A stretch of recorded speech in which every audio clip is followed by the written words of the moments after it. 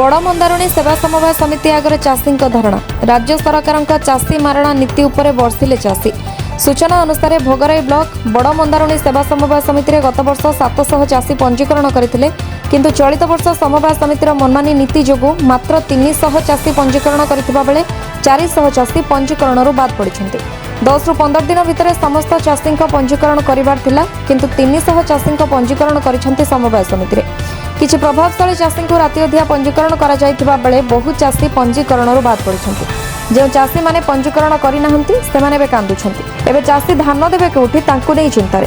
जदि यथाशीघ्र राज्य सरकार चाषी नूतन पंजीकरण पर ध्यान न देबे आगामी दिन में समवाय समिति बंद होगा सहित धान बस्ता पकाई रास्ता अवरोध करिबो बोली चाषी माने चेतावनी दैछन्ति। अन्य पक्षरे समवाय समितिर संपादक सुशांत कुमार दास को पचारिबारु से कहिसन्ति सरकारଙ୍କର निर्देश थिला 10 तारिख रु 25 तारिख मध्य पंजीकरण निर्देश थिला, किंतु ब्लॉक कार्यालय को 12 तारिख दिन डकागला ट्रेनिंग देबा पई। कंप्यूटर साइट खोलिला 15 तारिख पाखरु आमे फॉर्म देबा आरंभ कलु। एहर भितर 600 चाषी पंजीकरण पई फॉर्म देइथिले, किंतु पंजीकरण रे जांच हेबारु किछि चाषींकर पेंडिंग रहिछि।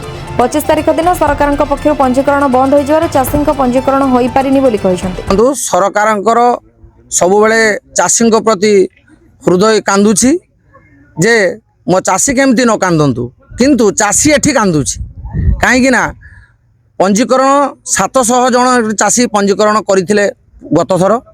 एथर मात्र 300 जन चाषी चाष पंजीकरण करछन्ति एवं 400 जन से चाष पंजीकरण रु बाद पड़िछन्ति। चाष पंजीकरण दायित्व जो सोसाइटी को दिया जाइला, सोसाइटी रो मनमानी नीति जुगु 400 जन चाषी बाद पड़िछन्ति। सेथिरु तांकर 10 दिन बा 15 दिन भितर जतिकि लोकंकर चाष पंजीकरण करिवार थिला सेथिरु मात्र से 300 जनकर चाष पंजीकरण करिछन्ति। एवं तांको पचारिबारु से आमको उत्तर दउछन्ति कि आम पाखरे समय नाही, आमे करि पारलु नाही।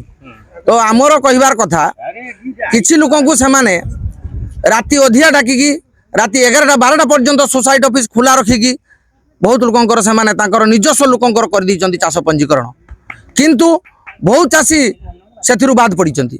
से चाषी बर्तमान कांदुछन्ति चाषर हेतुक जो मजूरी दाम सार दाम ए सबू खर्च करी जदि चाषी 1500-1700 टंकार धान बिक्री करिवो ताने से चाषी आत्महत्या छाड़ा आउ किछि तार बाट नाही। तेणु आमर चाषी मानकर अभिप्राय जो मानकर पंजीकरण हेई नाही से मानकर पंजीकरण हो एवं समस्त धान दियंतु। सरकार को निर्देश थिला 10 तारिख रु 25 तारिख भितर हम पंजीकरण होबार थिला, किंतु हमको डाक गला 12 तारिख ब्लॉक को ट्रेनिंग देवा पाई, किंतु साइट खुलला 15 तारिख कंप्यूटर साइट खुलला 15 तारिख। तेणु 15 तारिख आम फॉर्म बाहर केलु 15, 16, 17, 18 तारिख जा 18 तारिख कला फॉर्म लोक 2 दिन बंटन कलु। बंटन कला लोक मैंने लाइन लो फॉर्म देते 607 फॉर्म आम पाखे जमा हो गई। किसी लोकर माने जांच हो किसी लोकर 25टा खंडे पेंडिंग पड़ी आउ 200टा हबार थिला, किंतु 25 तारिख दिन आम राति 12टार कंप्यूटर बंद हो गला। ता मध्यरु आम धान मापिवा पाई थिला 250 लोक 8000 क्विंटाल धान मापिवा पाई थिला। आमको गवर्नमेंट गोटे आई स्कैनर देइथिला, तेनु आमको गवर्नमेंट देई नाही। ता तुलना आमे आउ गोटे ब्लैक रे गोटे आई स्कैनर किनी आमे 372 पर्यंत पंजीकरण करि पाइलु। से स्थले आमे पंजीकरण अटकी गई।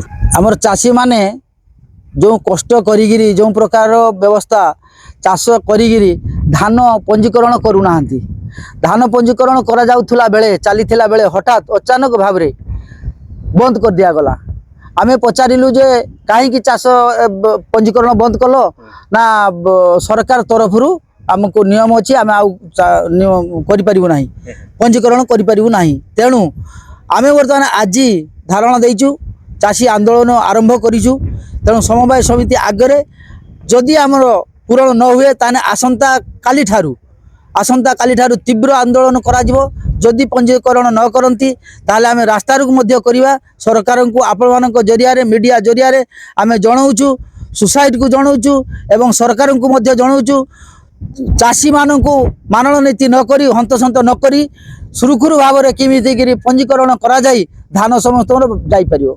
तेणु ये हूँ आमर प्रतिवाद आमर गोटे कथा कहते जे राति अधिक किसी जन जो पंजीकरण पे डका गला हाँ आमे भी मधुचंद्रिका रोची ना आमे एक कथा जानिचु बहुत लोक जानिचु जे राति अध्याय लोक डाकी करा जाइछि बोली आमे एक कथा जानिचु जे किछि लोक न थाई मध्ये तांको डाका करा जाय कि करा जाइछि बोली ଏହା ମଧ୍ୟ या ସତ୍ୟ भीतर कोन रहउची काहे कि से मन राति अधिक मधुचंद्रिका रही ସେମାନଙ୍କ ଭିତରେ ସୁସମ୍ପର୍କ ରହିଛି मधुचंद्रिका ରହିଛି ସେମାନେ ସେମାନଙ୍କୁ ଡାକିକି ଚାଷୀଟା ସମସ୍ତ ପାଇଁ ସମାନ କିନ୍ତୁ ଚାଷୀ କାହାକୁ ଅଣଦେଖଣ କରିବା କିଏ ଚାଷୀକୁ ଭଲ ପାଇବା ତାକୁ କରିବା ଏଇଟା ଠିକ କଥା ନୁହେଁ କାଲିଆପାଳରୁ ପଙ୍କଜ କୁମାର ସାହୁଙ୍କ ରିପୋର୍ଟ ଅଭୟ ନ୍ୟୁଜ୍ ଓଡ଼ିଶା।